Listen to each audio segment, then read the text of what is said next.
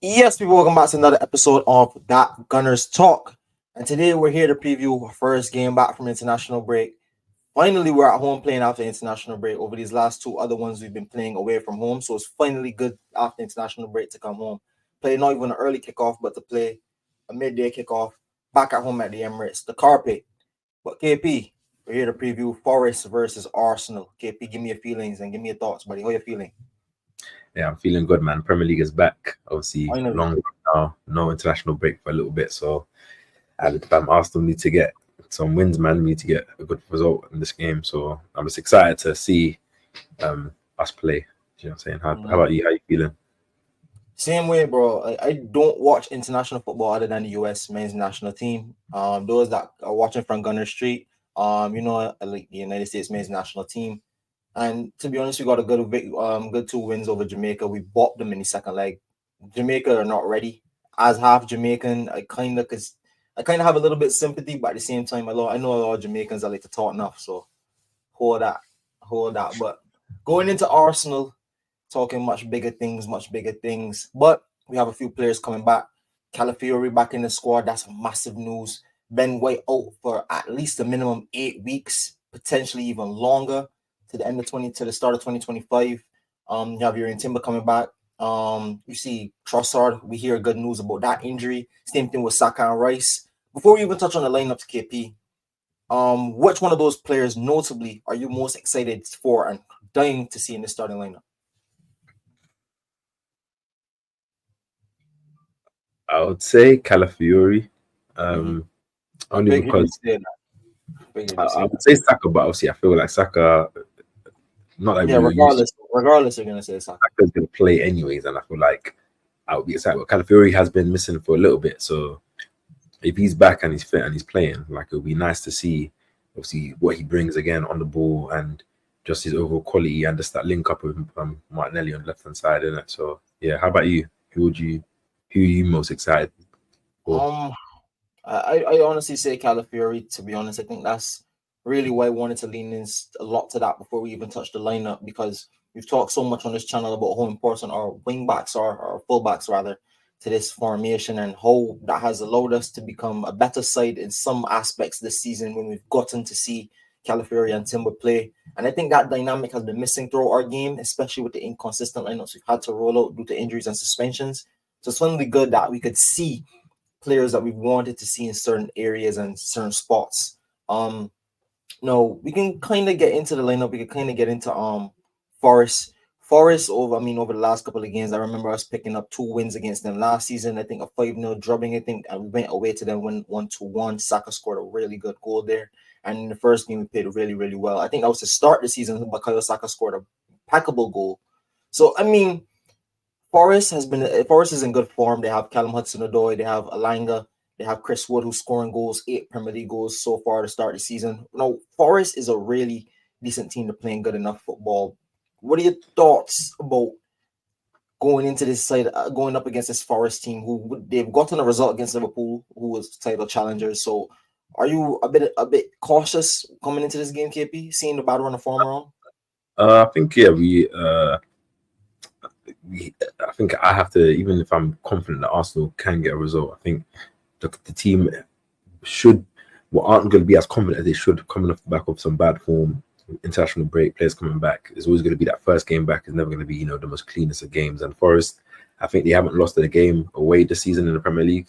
Yes. And a Nuno team is always going to be difficult to play against because, he sets his team up well. They got, good players on the counter, as you said, Callum Hudson-Odoi, Gibbs White, Elanga, obviously Chris Wood is a handful. But I think the main thing I want to see from Arsenal is just handling their business in it. Like everyone, if Mikel does play the lineup that let's just say we predict or what we want, and like we're at home, obviously it might be a cold day in London, but it should be a day where like we should express ourselves, we should try and play. It might not be the cleanest and the most fluid and the most like consistent for the 90 minutes, but I think what we want to see is us winning, and us winning where we're actually trying to score goals, put pressure on the opposition, and like give the crowd something to cheer about. That's ultimately what I want to see in this game.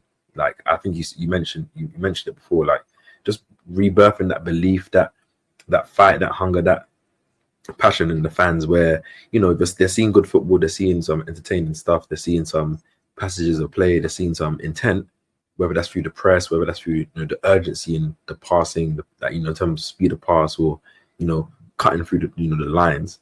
I think that bodes well. And yeah, despite Forest being a good team, I think we should have enough, especially with the players that are available for us, to handle our business at home.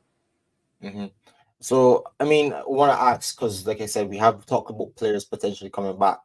I mean, we assume Bukayo Saka and Declan Rice will play this game, but let's just say we don't go into this game with either. But just to say, no Bukayo Saka in this game, is it still? I mean, for me, Arsenal have to win this game regardless of the circumstances. For you, is that the case for this game as well?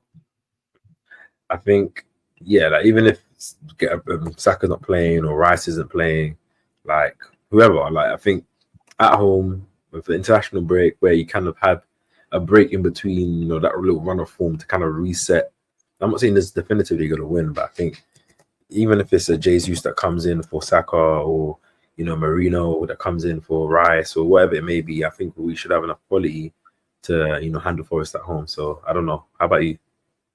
I mean, I agree. A lot of fans in the fan base were really adamant that if we lost against Chelsea, then the title was over. A lot of people saying if we failed to pick up points, even though we didn't win against Chelsea, we drew. But again, here, a lot of fans are still saying in the fan base that dropping points again means, especially when you have Liverpool to play City soon, or maybe not this game week, maybe the next game week. You want to at least you want to get an advantage. You want to start putting a run together. And I know you talked on the last part about 7 wins, and you want to see 7 Premier League games, 7 Premier League wins. And to be honest, KP, can't blame you. But for me, I would like to see not only a win but a performance. I think that's what I've been craving for Arsenal for a while. Put on the style, like you said, score some goals, get the crowd believing again. And like I said, a 2-0 win where, I mean, it's comfortable, does the job, but a nervy 1-0 win where they had a lot of chances, we missed a lot of chances. Knowing how the Emirates could get, it can be a tense ground potentially if things don't go our way to start. So the boys need to come out and take care of their business, I hope. At the same time, I think everyone has to kind of like measure it, like in terms of ultimately a win is a win, isn't it? Like we haven't got a win since October. That's the main thing. Obviously, don't get me wrong, I want to see the performance. But for example, first game after the international break, unsure of what players are going to be in the lineup, and even if they are, we don't know if they're 100% fit. And obviously, Forest are a good team as well. Like it's going to be difficult for Arsenal to be in that the rhythm that we want them to. I think the main thing I want is just intent. Like for example, if they're trying to cross the ball or play those slide through passes or shoot from long range, or and if things are not coming off, but we're winning, cool. But if we're like that comes with the performance, I agree, because some would argue that intent is what we haven't been showing in the last couple of games in terms of playing the risky pass, taking initiative in the final third. A lot of fans were commenting on one of the last videos I did talking about Declan Rice and Thomas Partey in terms of about how eccentric that allows us to play out of the back in terms of having Partey at the base of midfield. And I've been kind of conflicted with that over, like, I guess the last couple of days, because I do think Partey has been playing the best behind Bukayo Saka this season. For me, he's our second best player this season. That's just me. But again, I think Declan Rice still has a lot to give this team. It definitely isn't in the number 8 position. So, I mean, listen, if we could fix the profile of players we have in that midfield, I think the intent should be bare minimum, and that would come along with having a good performance, I think. Yeah, that's what's it, man. So, like, as you said, it's just about the intent from how we play. Like, because Forest are a good team, they're gonna have chances. I don't expect Arsenal to be at that stage like how we was last season, where we're giving teams absolutely nothing. Not yet, anyways. I do expect us and hope we do get there, but as of right now, I just expect us to handle our business, not giving away any errors, no red cards, no silly goals or chances. And when we are on the ball, trying to show that intent. If Forest get the ball and they make their chances, they're a good team, they have good players. You have to kind of try it to the game. Hopefully they don't get good chances, and hopefully they don't get many. But I think it's one of those games where I kind of know what I want, but I'm kind of leveling out what I expect, like international break, players coming back. I just know it's going to be one of those, maybe 25 minutes is still a bit 0-0, maybe just one good chance or something, a bit frustrating. like, not saying Arsenal aren't playing well, but just, we haven't got the goal, so it's a bit nervy. Do you know what I mean? Like, I think Mhm. Forest, maybe get one chance at the counter, good save from Ryo. Everyone, I can see it happening, but I think Arsenal will handle business. But yeah, I mean, I'm trying I just I'm here looking at it. You talked about stopping their players because they do have really good players and form and intent. We haven't had a Premier League clean sheet since Tottenham away. Does that and that defensive concern like hurt you at all? That was almost more than 2 months ago. That Tottenham 1-0 victory. yeah, like in terms of like the solidity that we had last season, like I don't think it's been there in the same way this season. Obviously, there's been reasons for that. A lot of defensive changes, injuries to left back, right back. Obviously, Saliba, red card, in and out. Like, so that does contribute to as well. But I think also just the silly mistakes, lapses in concentration, and obviously being 10 man, that having 3 red cards in 11 games is nuts. Like, It's last season. outrageous. Outrageous. Last season, I think we only had 1 red card the whole season. Mhm. I think that was that Tomiyasu against Palace early in the season for that double throw-in red card thing, if I Yeah. can remember.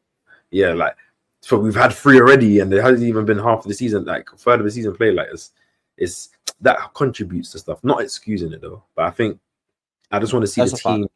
I just want to see the team in what we normally do, where we squeeze up the pitch and then we give teams nothing because we trust Gabriel Saliba 1v1, Raya, beating up the pitch, handle their business.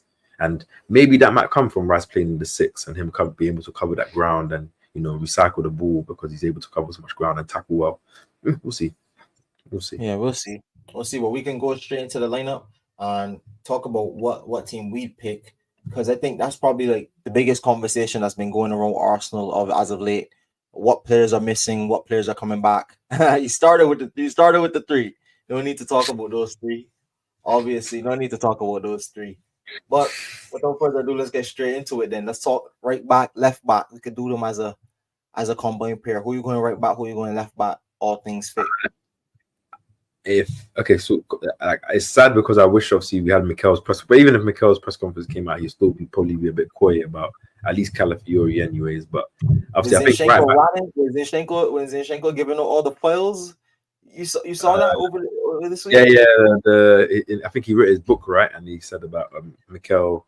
Like, I was for like, don't get me wrong, I don't mind you talking about something, but it's like you have to think about what you're saying. Like, literally. I mean, I get it. If he was saying it about Man City, you don't play for Man City anymore. Or if it was a different manager, it would be okay. You talk about Mikel, just say something that's more like vague, where if it's in public eye, it doesn't really affect the team or doesn't really show like a tactical sense. Obviously, everyone knows this, so it's not like it's what he's saying is not known, but it's just like saying that it's actually a thing makes it like. Anyways, digressing from the conversation, I think my right back will be Timber. I think I don't want to see. I think I've been preaching this for a long time. I like right-footed right backs, left-footed left backs. I don't want to see Timber, especially in a game where I expect us to have the domination of the ball. I don't want Timber to be playing inverted left back and coming inside and not saying restricting the pitch, but just not on the same angle and restricting the angles we can operate at. And I don't want Partey to be right back. I don't see the need of him operating right back in this game. Even if you want to do the whole inverting him and pushing Rice, it's like, nah. So Timber right back for me. How about you?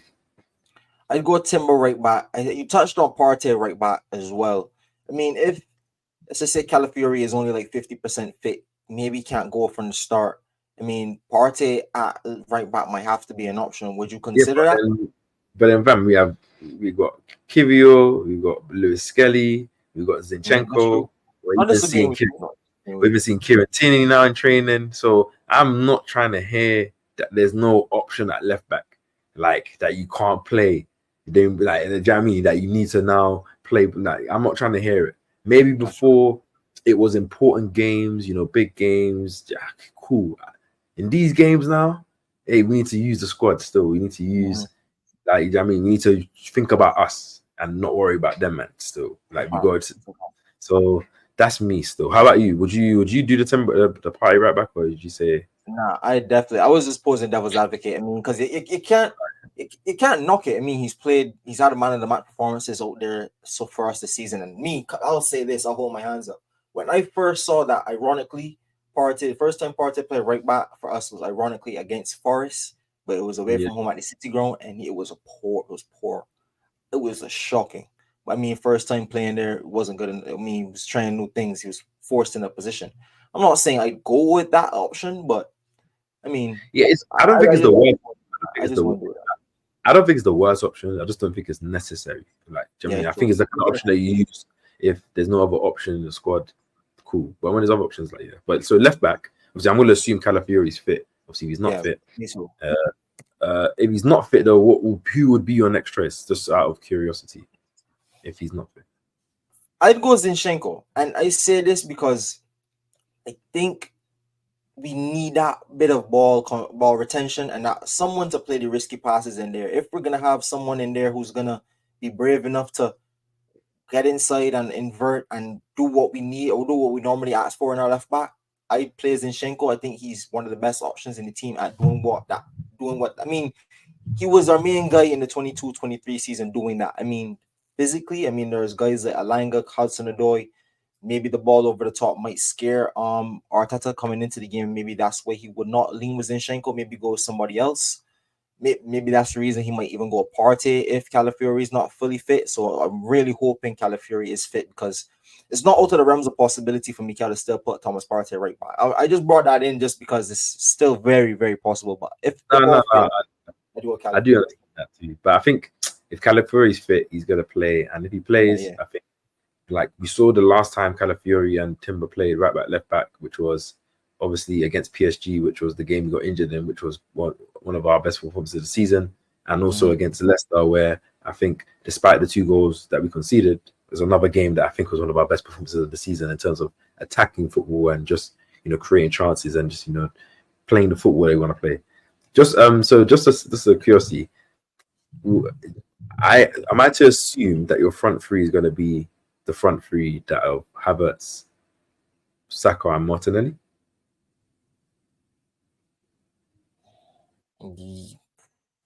Think about the left wing, But So yes, I what's go your, I okay? What's your Martinelli. I had an who would argument. you? I had an argument for Trossard. I had an argument for Trossard, but at the same time, I can't. I think we should. I think Martinelli is the better option. I've been talking so much about the left back and the different profiles to help at least get Martinelli's raw potential back on form and get him back working and give him and hopefully continue to give us that X factor. But I was just posing an argument for Trossard, saying yes, he might not have been in the greatest form, but at the same time, he has had moments. He has scored goals for us, and I wouldn't mind if Trossard came in the squad. But yeah, I'd go Martinelli. I'd go So Martinelli. obviously, uh, I wouldn't mind it as well, but I think Martinelli obviously being off the back of him getting that goal in against Chelsea. Remember, I think he's got 3 in the last 5 Premier League games, if I'm correct, something like that. Like despite obviously us being out of form, so I think with him coming back into some small form, I think, and Yeah, just in general, I agree with like that. thinking this game, like I just want him, like I just Martinelli's pick. I just think, yeah, it's just what I'm saying. But I Yeah, yeah. think this is I, so. I, I The agree reason with I did, Martinelli. so the reason I did that is obviously to lead the midfield. I wanted to see it. So we've obviously we've selected Party to not play right back. We have a conundrum in the midfield. Just want you to ask you what will be your midfield three, and I think I already know, but I just want to see in Yeah, this you for this already. game, like what would you go with? I'd go Rice at the base if Moreno left and Odegaard the right side of 8. I talked about it on my channel. I think we're missing something. Maybe it's just winning the ball back in better positions. Maybe that's just moving it through the lines, or maybe that's just having different pocket presence players playing in the positions they need to play. And I mean, we signed Moreno for clearly that reason. The left-sided player to play on the left-sided 8 who can help link up the play with Martinelli, with Calafiori, and help build and really get that left-hand side firing like we should be. Declan Rice at the base of midfield. People talk about his passing range and him not being the best passer. I can agree with that. I don't think he's a Thomas Partey level passer, but at the same time, he's not a bad player at the base of midfield. Like let's not get it I think misconstructed. I think he still gives us a his lot. passing gets underrated. I'm not saying he's Yeah, like, I agree. I don't think he's a consistent line breaker. That's the Mhm. thing, the main difference. Like I think what sometimes you want from that midfielder, that deep line, is that guy that's always going to play those passes that split the defense and give the pass, to the attacking midfielder or the Yeah. striker in between the lines. Declan Rice doesn't do that. He's more of a safety, more of a keep the ball moving. Less like I don't mind Declan Rice. He doesn't take too long on the ball. He doesn't not one of those players that dwells on the ball for too long. He passes and moves and he tries to keep it. But at the same time, I think he's a good passer, man. But I do also think too it comes down to a bit of initiative from players that play ahead a little bit forward. I think another big thing for me is we're so stale in movement. Like the movement sometimes can be so stale. Like I don't see a lot of players running in behind. I don't see a lot of dynamic showing for the ball. I don't see a lot of interchanging like I used to before. Like I feel we miss not only a rhythm in terms of speed of play, but we also miss some dynamism in terms of just literally moving, creating space. Mikel's made us a bit. I'm assuming made us a bit too rigid, a bit too structured in terms of how we are going to be off the ball. That the players are not, or the players have just been by instruction to not exert too much energy in the first half of the season, so that they're ready to boom in the second half. I don't know because we let me. But in this game, I think that's going to be one of my points. But I need to see a bit more movement from players, whether whether it's in behind running or just rotation of positions, overloads randomly on another side of the pitch. Like, I mean, give us up and something. down the pitch. Yeah. So just out of curiosity, I don't know. I know we're about to close off here. Looking at this lineup, would you say this is our strongest lineup? I mean, like we did say, you can have a debate at the base of midfield in terms of what kind of player do you want to play there, either Partey or Rice. You can also make another argument at right back. Do you prefer Ben White or Urian Timber? Because arguably over the last 2 odd seasons, Ben White has been up there as one of the best right backs in this league. So I don't want to just throw him out with the bathwater just because you have a player like Timber who gives us a lot. But I mean, like, it's arguable in terms of those two positions, but in every other position, I think that's best we have. Or the better question be, do you think this is Mikel's 24-25 iteration of his team and how it looks, like how in terms of how he wants to advance his team? Obviously, he did sign Timber. Unluckily, he did get injured, first game of the season. So we didn't get to see whether or not he would have displaced Ben White last season or what he could have added to our team.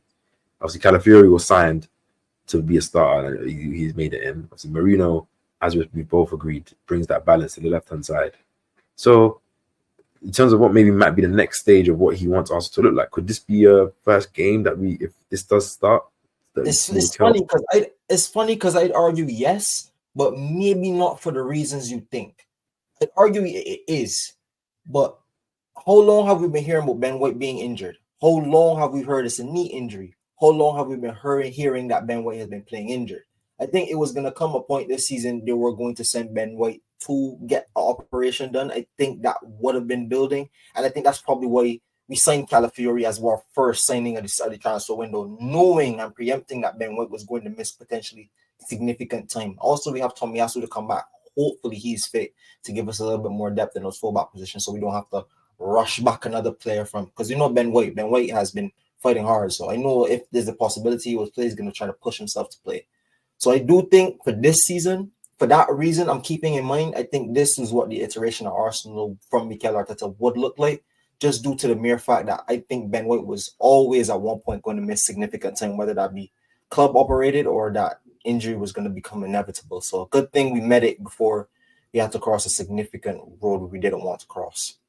Yeah, I agree with you 100%. That he's definitely been carrying something for a long while, like not just a little while, but he's probably been managing it. Like I know I've had many injuries, so you can manage injuries, and especially these guys that have the best doctors and they actually work out every day, and top athletes. Like, but I think like obviously whether it's by default, by creation, I think this is one of the is an interesting lineup to see what Mikel, because of the profiles that are there, how Mikel will set the team up, how the dynamics would be in between different formations and styles, and what players' instructions and roles would be dependent, like within this lineup, in it, because there's so many players that can do so many different things in all phases that it's like, do we see that? Because I feel like I don't know if we can. Obviously, we're not about to go. Yeah, like I don't know if you remember that Leicester game, like the fluidity that was in that game. Like Calafiori was popping up to the right. diagonal. Timber was, unlapping like fam.